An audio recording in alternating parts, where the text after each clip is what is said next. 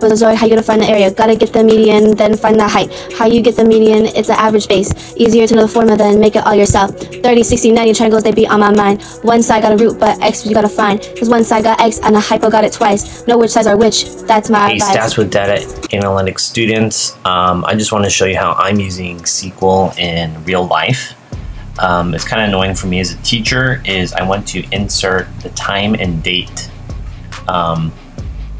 when I went anywhere on my Mac, and so there was no shortcut, and so I googled it, shortcut for entering time and date into this, and I just problem solving. So I asked the question, how can I make my life easier instead of copy and pasting somewhere or manually typing it, 5, 10, 15 times when I'm grading.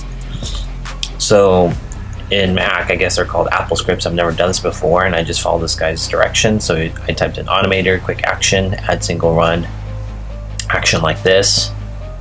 And then I found out it's called Apple run script. And then up pops up SQL. And then I'm just going to type in all of this information here.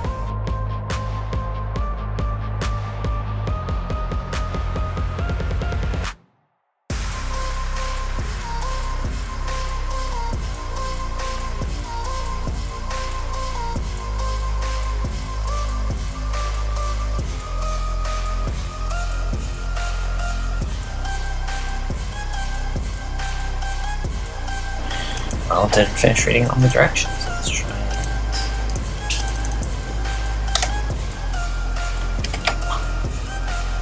it. Yes, it worked. Alright, so that's how I use SQL in real life to figure out a real life problem. I asked a question, I planned, I analyzed, I realized it didn't work. Now I can show the results. Yes.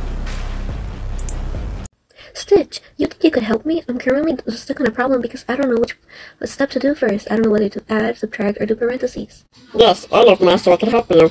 So what you have to do is dial so under the correct order of operations, which is one of the 10 math commandments.